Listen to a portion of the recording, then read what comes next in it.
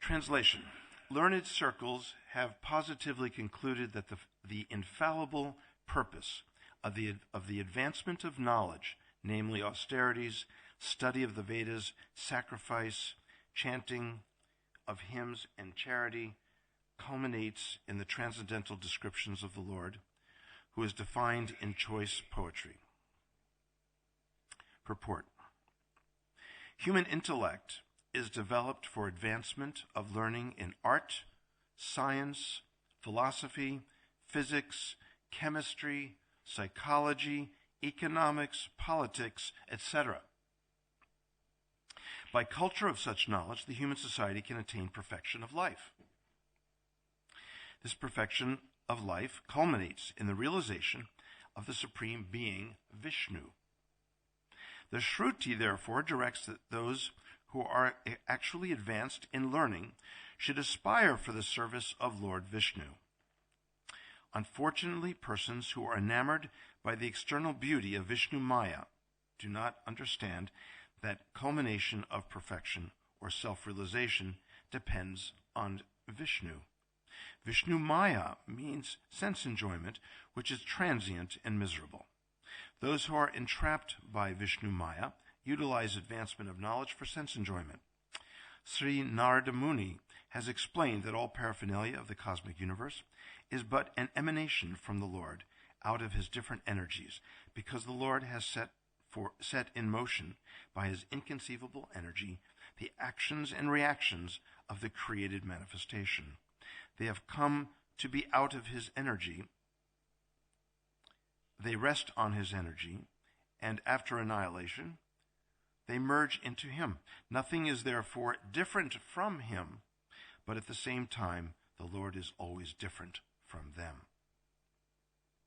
When the advancement of knowledge is applied in the service of the Lord, the whole process becomes absolute. The personality of Godhead and his transcendental name, fame, glory, etc., are all non-different from him. Therefore, all the sages and devotees of the Lord have recommended that the subject matter, and here goes Prabhupada again with the list, of art, science, philosophy, physics, chemistry, psychology, and all other branches of knowledge should be wholly and solely applied in the service of the Lord. Art, literature, poetry, painting, etc. may be used in glorifying the Lord. The fiction writers, poets, and celebrated litterateurs are generally engaged in writing of sensuous subjects. But if they turn towards the service of the Lord, they can describe the transcendental pastimes of the Lord. There's so much to say about this so far, I'm scared to go further. Well, Valmiki was a great poet, and similarly Vyasadeva is a great writer. And both of them have absolutely engaged themselves in delineating the transcendental activities of the Lord, and by doing so have become immortal. Similarly, science and philosophy also should be applied in the service of the Lord. There is no use presenting dry speculative theories for sense gratification. Philosophy and science should be engaged to establish the glory of the Lord. Advanced people are eager to understand the absolute truth through the medium of science, and therefore a great scientist should endeavor to prove the existence of the Lord on a scientific basis. Similarly, philosophical speculations should be utilized to establish the supreme truth as sentient and all-powerful. Similarly, all branches of knowledge should always be engaged in the service of the Lord. In the Bhagavad Gita, also the same is affirmed. All knowledge not engaged in the service of the Lord is but nescience. Real utilization of advanced knowledge is to establish the glories of the Lord, and that is the real import. Scientific knowledge engaged in the service of the Lord and all similar activities are all factually Hari Kirtana, or glorification of the Lord. We've been speaking about this engagement of the academic realm for explicating in new ways, deeper ways, in some sense, innovative ways, Krishna Bhakti. And the way Tamal Krishna Goswami did this, among other devotees who are presently doing this. It is an opportunity to do as the Goswamis in many ways, to follow in the footsteps of the Goswamis. At the time of the Goswamis, in the period following Mahaprabhu's appearance, the Goswamis took the current intellectual modes of thinking and analysis and applied them to Krishna consciousness. So the whole science of Sanskrit poetics was taken up by Rupa Goswami, and he wrote dramas. He wrote dramas according to the laws of Sanskrit poetics. In doing so, Rupa Goswami actually innovated and took Sanskrit poetics to a level that had never been seen before. He made history in Sanskrit poetics discipline. I doubt many of you even know that. But when we study in the university, we study the history of Sanskrit poetics going as far back as Abhinavagupta, Kashmiri Shaivism, and Bharata, and the great thinkers, and the whole history of the development of rasa theory. Rupa Goswami applied it fully and then took it further. And by engaging in the service of the Lord, actually innovated in that discipline. Amazing, huh? Marvelous. So it's not as though we as scholars today need to just be beholden to those medieval practices, but we can apply today literary critical theory, historiography,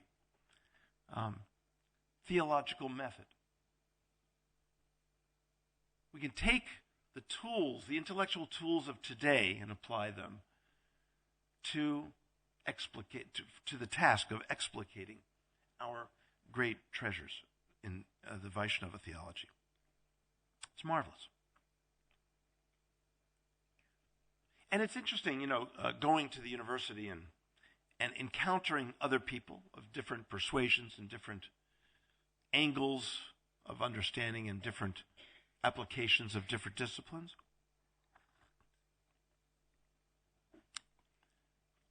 It's part of the learning process. I remember I was living at the Center for the Study of World Religions at Harvard, and the center would have visiting fellows come from all over the world to visit for a year. I mean, they were visiting, right? Visiting fellows, right? So there was one gentleman from South India who came. His name was Dr. Gangadharan. He's a short, very jolly little fellow.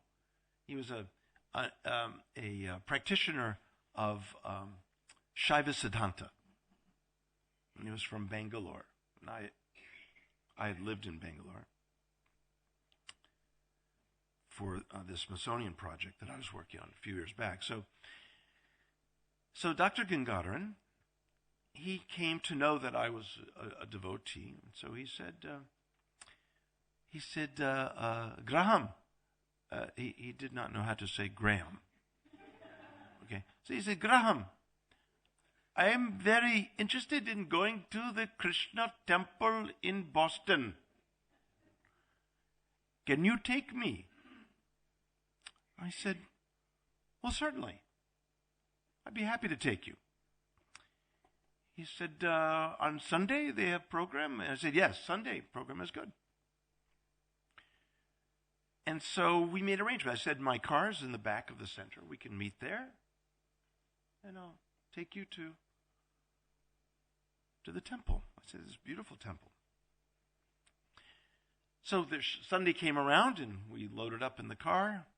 He was sitting next to me in the front seat. And as we're driving, I said, Dr. Gangadharan, tell me, in Shaiva Siddhanta, in the ultimate end of things, what happens? Do you realize Nishkala, Shiva Nishkala, or Shiva Sakala? Nishkala means without attributes. It's a little bit like Nirguna, right? So, Nishkala or Sakala? Shiva Sakala and Shiva Nishkala. Which is it? He said, yes, Graham, there is Shiva Nishkala, Shiva Sakala. I said, I understand that. I really do. So I'm asking, which one is ultimately the most treasured realization in Shaiva Siddhanta? He said, Graham, you see, there is the Shiva Nishkala, and there is also Shiva Sakala. And so there's Sakala, Nishkala, Sakala, Nishkala. I said, I understand that. I really, really do. And I'm fascinated by this, okay? So what I want to understand, is there one that is greater than the other? And if so, which one? He said, well, I don't have to go through this again. He was still sort of avoiding it. And I was getting really a little agitated by this discussion because I didn't feel he was hearing me. Maybe I wasn't hearing him. And so I just said, Dr. Gangadharan, I'm driving, and it's a little crazy in Cambridge. Cambridge is a city also in America. I said, Dr. Gangadharan, at the end of your life, what do you see? Nishkala or Sakala? He said, you see, there is both Nishkala and Sakala. And at this point, we're going over Harvard Bridge, which goes, it's a flyover to the Charles River. And I said, Dr. Gangadharan, if I drive this car off the bridge, and I started shaking the car and aiming toward the wall, and he said, Graham, Shiva, Nishkala.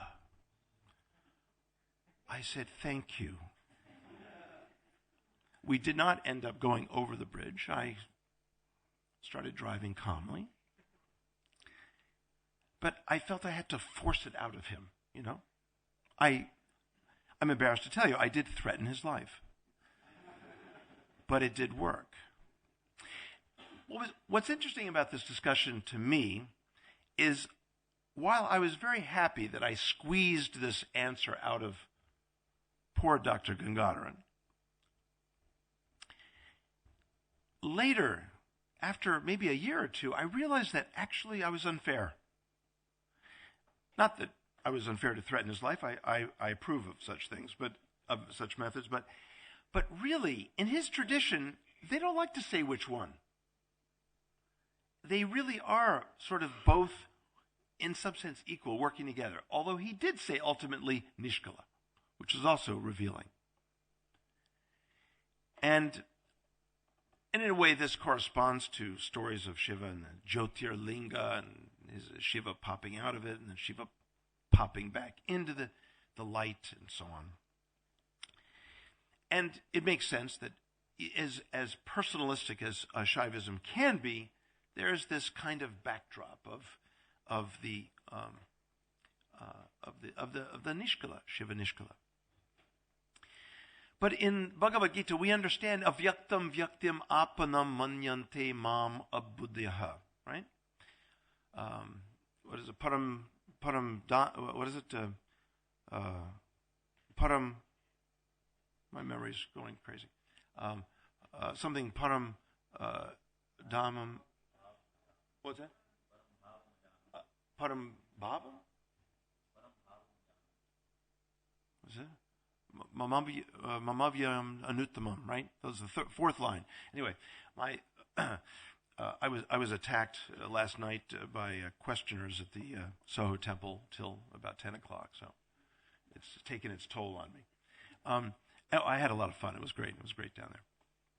The idea here is that Krishna says, those who think I have become manifested from the unmanifested, that I am a manifestation, vyaktim, avyaktam, become manifested, they are without discernment, buddhi. They don't know my superior nature, my abode. And they don't, mamavyayam, which is imperishable, and anuttamam, not just uttamam, which is ultimate, but anuttamam. Very hard to translate that. Anuttamam. Uttama means ultimate. Anuttam. It's a little bit like saying that something's credible, and then you say something's incredible, which technically means not credible, but really means beyond credible, right? So anuttamam. Super excellent, right? Super excellent. So, in the academic setting, we may encounter different positions, different philosophical understandings, and here's a marvelous opportunity to engage in dialogue. I watched Goswami enter with great ease into such dialogues. It was marvelous. It was marvelous. Here, Srila Prabhupada is talking about how any discipline, I mean, in the sort of work that I do, it's sort of a no-brainer. I mean, I'm focusing on Krishna Bhakti in the university. The courses I teach, what do I teach? Courses on Bhagavad Gita. I mean, I frankly wouldn't know how to, take flasks and beakers and Bunsen burners, and Krishna knew that I didn't know how to do that, so he put me in a more obviously dedicatable field like Sanskrit and Krishna Bhakti and so on. But here Prabhupada is saying everything can be engaged. Every intellectual discipline, even art, can be engaged in such a way as to become Hari Kirtan. Hari Kirtan. So what is Kirtan? Kirtan, we can understand from its root, means both to, I think I went over this the other day, to call out and to praise. When feeling Krishna's absence, we call out for him. When feeling his presence, we praise him. We appreciate him. And both are always present in the dedicated heart of a Vaishnava. So he is saying that each of these fields can be used to appreciate the presence of the divine and the absence of the divine. It's powerful. It's powerful. Prabhupada says here that without dedicating or grounding our intellectual pursuits in the service of Vishnu, he then says, he uses these phrases, sense enjoyment, sense gratification. These are, favorite phrases of Prabhupada, which a lot of people on the outside of the movement don't understand. Sense gratification. So gratification of the senses. It's a little abstract. We have a sense of what it means. We know what it means. It means, in a sense, a kind of life lived for today and not understanding the purpose of life. It means too much pleasure seeking, maybe hedonism, frivolous enjoyment. And that many scholars and scientists treat their areas of knowledge as perhaps more of a job. And then they come home and they're no longer, involved with it.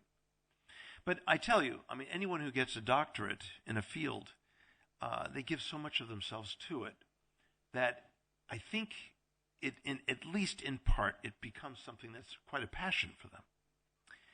But really, the greatest passion is to dedicate this knowledge to Vishnu, to the point where it becomes Hari Kirtan.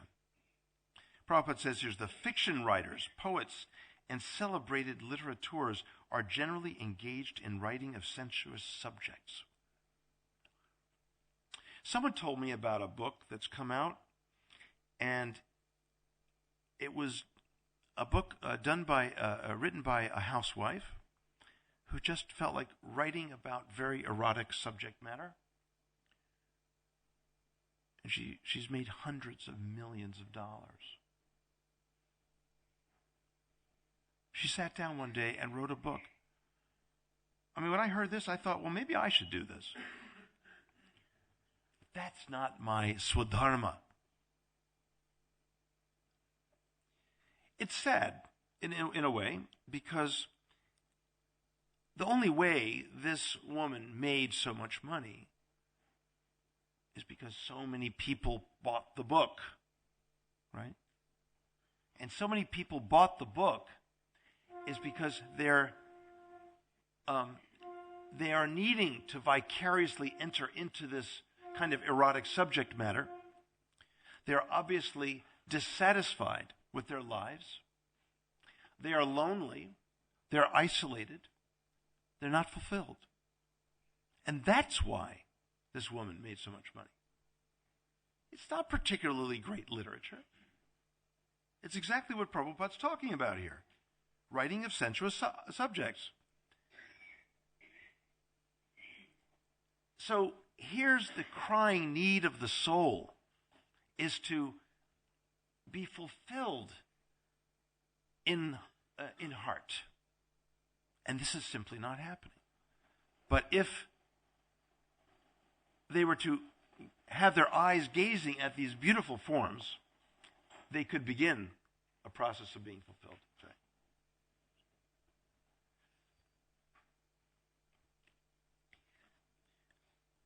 So, better that Vaishnava scholars and writers and authors fill the shelves with books that could, on the one hand, be very attractive to people, fulfill a certain need on the one hand, and yet on the other, bring them to a higher state of consciousness, to elevate the self. This is not an easy task at all, You know, one of the things, back when I was at the University of Chicago, I remember this very famous scholar sort of took me under his wing. His name was Hans van Buitenen, fine scholar of philosophy, Indian philosophy. And he was Dutch, and he spoke with something of a thick accent, but he was one of the greatest Indologists of the last century. The really odd thing about him was that he drank, and he ultimately killed himself by mistake, by drinking. This guy was so brilliant, and yet he had this drinking problem. How sad. In fact, when I was sitting in Sanskrit class at Harvard, because I left Chicago, my teacher, Ingalls, there said, "Does anyone here know Hans van Buitenen?" And I was the only one who raised my hand, because my professor there, they knew each other. He said, "I'm afraid to tell you that he's very, very sick in the hospital, and he may not make it." We came back Monday for class, and he announced that he had died on Sunday at noon. Very sad. Extraordinarily brilliant man. He had a photographic memory. He could read one word one time, and that was it. That's all he needed. So as he's reading, he's knowing everything. He was one of these people. For me, I have to read something about 300 to 400 times. It's not nice to laugh at someone's... I think this is a British thing, huh? See, in America, we would start crying. One day, Hans van Buitenen said to me, "So, first we're going to read texts in Mimamsa interpretation, Mimamsa hermeneutics." And we went through this rigorous, he had the old sort of system. He said, he would give me a very thick book. He said, "Read it, tell me what the most important part was. Don't come back until you know." So I came back because I thought I knew. So I read to him what I thought the most important part was. He said, "No, that's not." He said, "Get out." I came back. He's this old sort of tutorial system. Anyway, then finally I made it through the Mimamsa, and we said we're going to get into Vedanta. Now you can understand Vedanta. So the first commentary that we should read is the Shariraka Mimamsa Bhashya of Shankaracharya. I went, I gasped, for I remembered that passage in the Chaitanya Charitamrita. Even a Mahabhagavata can fall down. We like that phrase, fall down. It doesn't mean literally falling down and breaking your arm. It's falling away from one's devotional heart. So I said, Professor Van Boyten, why not just read Ramanuja's Sri Bhashya? That's a good Bhashya. He said, you have to read Shankara's to appreciate what Ramanuja is doing. So, I tried to sort of weasel out of it, but it didn't work. So, there was my next assignment. I had to read Shariraka Mimamsa Bhashya, at least certain key passages in the Sanskrit. So, on my way home, I'm thinking, you know what, I better call someone about this. So, I called up Rupanuga at the time. And I said, look, my professor wants me to do this. What it says, the Chaitanya Charitamrita, I went on and on and on, and I stopped. He said, what do you think? What should I do? He said, Garuda, if I were you, I'd pray like hell. I said, thanks a lot. I could have figured that one out. I think I wrote to Satsrup, and I wrote to some other people at the time. Anyway, no one was terribly helpful, except good luck. Maybe we'll see you around. That kind of thing. It was sort of a doomsday kind of message I got from, well, okay, it's been nice, that kind of thing. So, I started reading Shankara's commentary. And boy, did I learn a lot. I learned, of course, I already knew quite a bit about his own philosophical position. But you know what I really learned? I learned that his philosophical position became attractive not merely because of the content of what he was saying, but the way he was saying it. His writing is exquisite. It's beautiful. I did not expect that. There's something kind of monumental about it. It's like reading Shakespeare, in a sense. It has that kind of, the language becomes, heavy and sort of solid, like Prabhupada's altar. It's solid. It's immovable. His language is powerful. And I learned that if I'm ever going to convey any ideas to others, I had better learn how to write well. Unexpected lesson. Ramanuja's writing, when I read some key parts of Sri Bhashya, his writing was different. It was actually more difficult to read. It was more, we say flowery. It was a little more elaborate and colorful and so on. But frankly, and while Ramanuja's arguments were definitely more powerful and rational and philosophically grounded, Shankara's writing was just unbeatable. So I learned something there. So every discipline has its tools and its methods that we have to become extremely well acquainted with. And that's what we learn in the university. Prabhupada took the training very, very seriously. Once Prabhupada was in Vrindavan with the Bhaktivedanta Institute and later days of Prabhupada's stay with us on this earthly plane. And someone came around and showed Prabhupada these business cards that a sannyasi had printed up, and he put PhD after his name. He figured, who's going to check? In fact, I got an email from some degree granting organization saying that you can get your PhD in 3 weeks. I wrote them back and I said, where were you when I needed you? Had I known that, I never would have gone to Harvard. 3 weeks.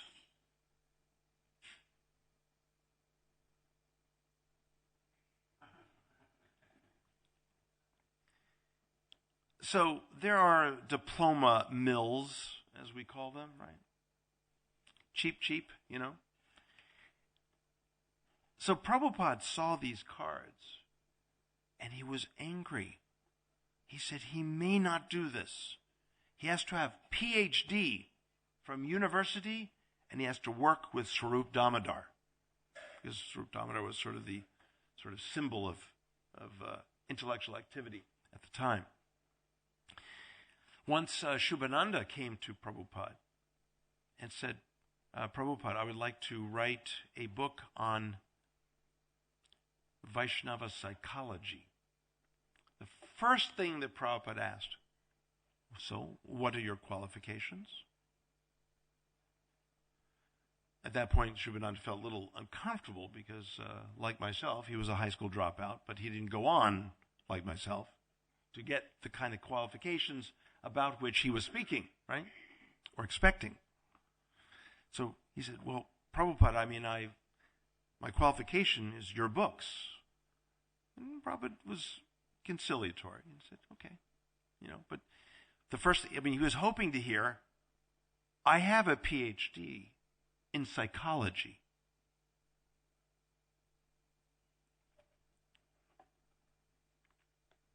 Then the opposite problem can be there. Someone can have a PhD and act like a fool. I was in the room. I was sitting practically right next to Prabhupada in Philadelphia. Prabhupada was sitting, say, right here, and I was sitting at the perpendicular, right at the end of his desk, right here. And Swarup Damodar was right here. Ravindra Swarup was right there. And Brahmananda was in the back. And there were other devotees there. And Ravindra Swarup brought a scholar. His name was Professor, maybe I shouldn't say it. He was a professor from Temple University, and he was an Indian gentleman. And he had a PhD. And Prabhupada was introduced to him. And this professor then spoke up and said, Prabhupada, I am teacher of Hinduism, but I have no idea what is this Hinduism.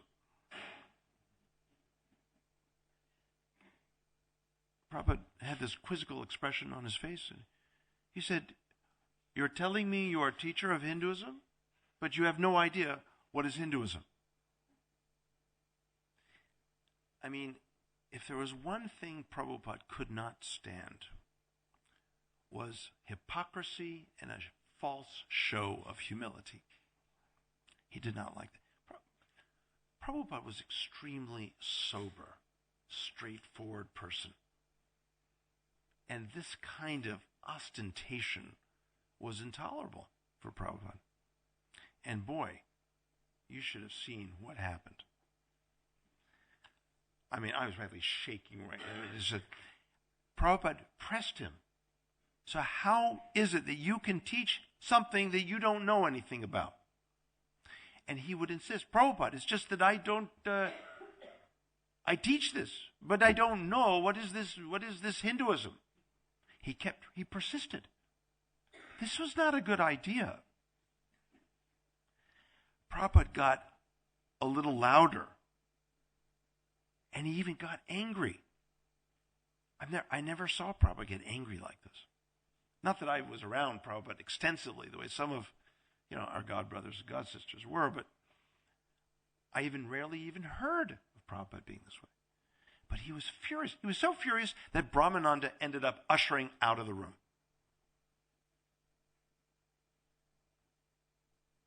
You should have heard the silence.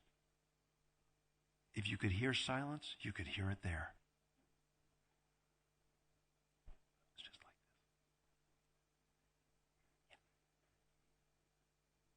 this. It was scary. And Prabhupada, there was a part where Prabhupada just couldn't believe this I have to backtrack.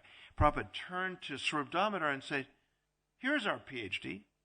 Let's ask him what he thinks about what you're saying. So, Swarup Damodar, what do you think?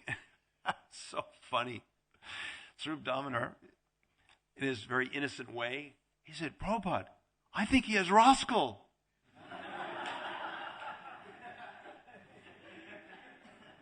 This thing was going from bad to worse. And it's like, and I was uneasy about the whole thing. It was very uncomfortable. And anyway, the thing escalated, and I mean, I practically felt like maybe I should leave the room, but I was too close to where Prabhupada was, and the door was all the way across the room. I said, Garuda, you're staying right here. You ain't going anywhere. Anyway, when this professor was removed by Brahmananda, and if you know Brahmananda, you get removed by him easily. He is extremely big. And so afterwards, Prabhupada asked Ravindra Swarup, why did you bring him here? And Ravindra sort of shrunk and said, I thought maybe something could be done with him. But this is the kind of person, in a way, Prabhupada is speaking about in this purport. Someone who is falsely engaged in his discipline and is really not making very much of a contribution. We as devotees have to be very careful not to do what this professor did, this kind of false humility. Have you noticed that whenever a devotee does something bad, it's his fault? Whenever something good is done by a devotee, I didn't do it. It was Krishna. Seems like an imbalanced playing field here, The fact is, we do things, but we don't do things in isolation. Krishna says in the Gita, one who thinks of oneself as acting alone, this is problematic. We need to appreciate that we're so dependent on so much. The air we breathe. So many things are going on in these, 30 trillion cells, each one with 1 million working parts. I mean, there's so much that needs to go on well in order for us to do something. And things over which we have no control. It's amazing. So yes, we do things, but we don't do things alone. And we can be grateful to Krishna. But the fact is, we are agents of action. And in devotional service, we're agents of devotional action. So devotees don't know how often to accept appreciation or praise. Of course, we know that too much praise can be empty and not sincere. At the same time, we also need to know how to accept constructive criticism. Humility doesn't mean that you don't do anything and that Krishna does everything. That's not humility. Humility is to be sincerely grateful for all that you have been able to do with Krishna's blessings. This professor did not know genuine humility. It was false. It was pretentious. And, frankly, downright obnoxious. And Prabhupada had zero tolerance for that. To be true, to oneself, to be true with others, to be sincere, to be heartfelt. That is very important.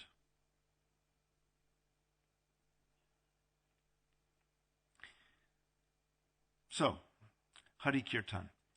This is where all disciplines need to move into the fold of devotion. And then they become perfect. And if one has a particular talent and capacity or proclivity to be a chemist, and I frankly don't know what they do, pouring things, I don't know. I don't know what they do. To me, I don't know what a chemist does. I really don't. And frankly, I don't really care what a chemist does. But I trust that they know what they're doing. But if one is a chemist, one will figure out the ways and the means of offering such intellectual activity, contribution to the deity.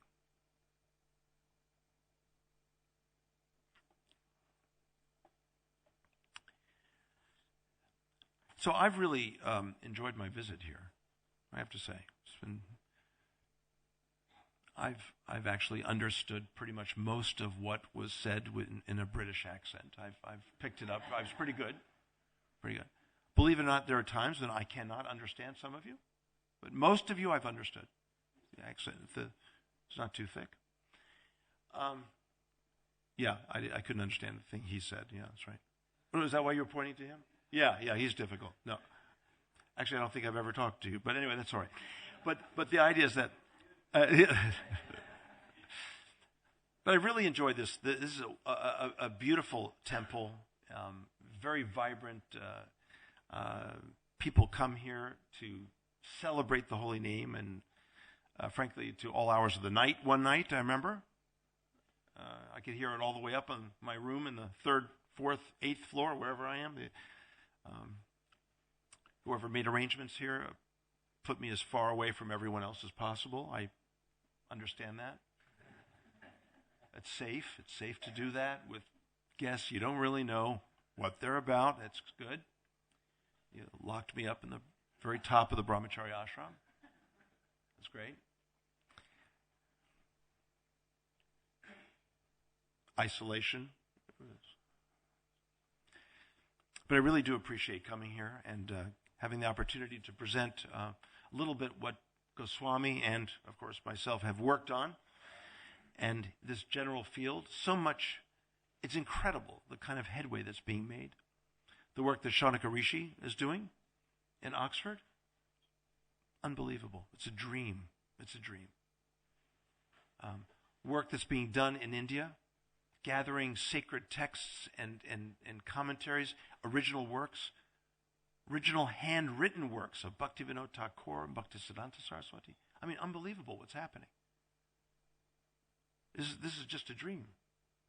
What about what Naveen's doing with the Krishnavanti schools? Unbelievable. Unbelievable. I'm in awe of these new up-and-coming scholars.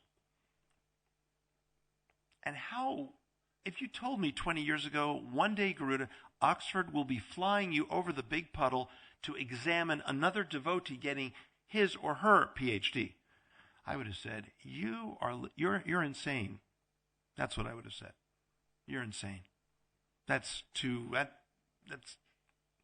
bizarre, too crazy good. Now, I've done this twice. Younger devotees are now taking major academic positions, making major contributions, publishing with major world-class academic and trade publishers. It's unbelievable. I mean, I could die right now and be a happy man. I mean, I don't want to, because I have some book contracts I have to fulfill first. So it's too early. I have too much work. Then I can, kick the bucket. But you know what that means, that phrase? Okay, good.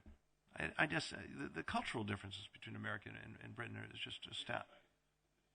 Oh, it is? Sorry. Yeah, we are known to copy the Brits a lot. Yeah.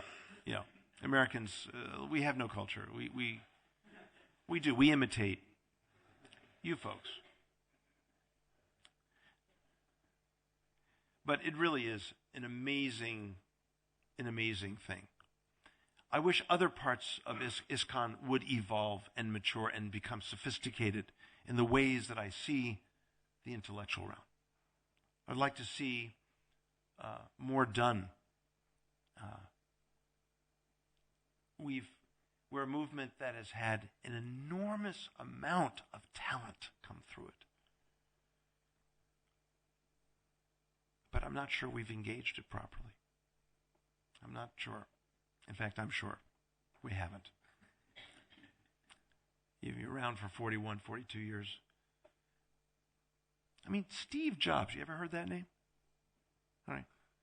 He used to go to the Sunday feast in Berkeley every week. Yeah, he was kind of a poor college student at the time, but, Steve Jobs went to our temple in Berkeley every weekend.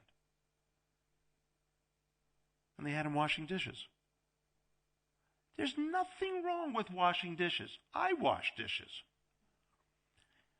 But someone should have noticed that the man might be a slight bit talented.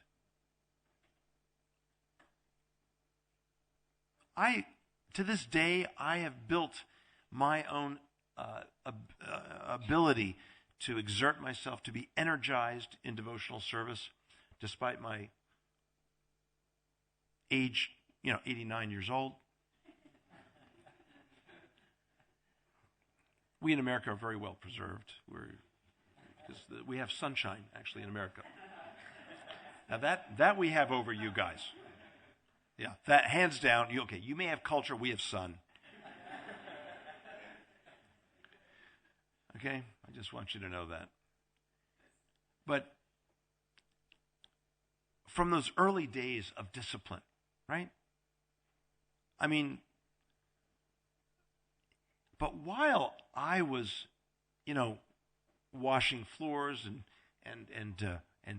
dishes and doing all kinds of cleaning in the temple, and so it's a very early age of my devotion in the temples, the temple president actually noticed that I had some intellectual ability.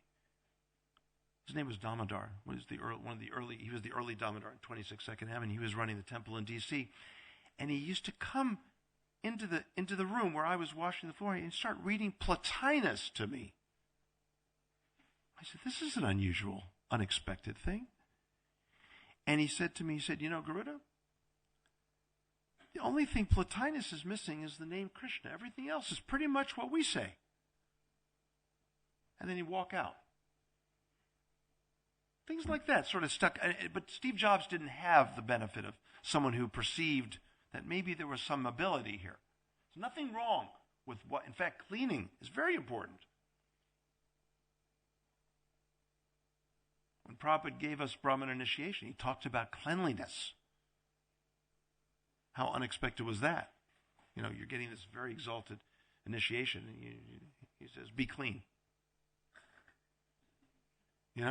It's sort of an irony there, in a way. You're getting Kama Gayatri, right? And he says, be clean.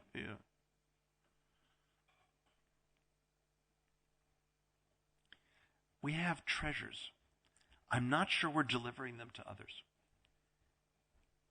The person who popularized and who is considered the founder of kirtan as a musical genre is not one of us. And we know that Prabhupada was the first one to come and bring kirtan here. We are too subject to isolation and myopia. We need to learn how to speak to other people. It's too, in a way, this temple, it's too comfortable. I could just stay here forever, just throw out all that intellectual work, to hell with it. It's too hard. This is so comfortable. I'll stay in my little room up there in the Brahmacharya. Yeah, Radhamohan, I'm going to cancel my flight. I'm going to stay up there. I own that room, that cell.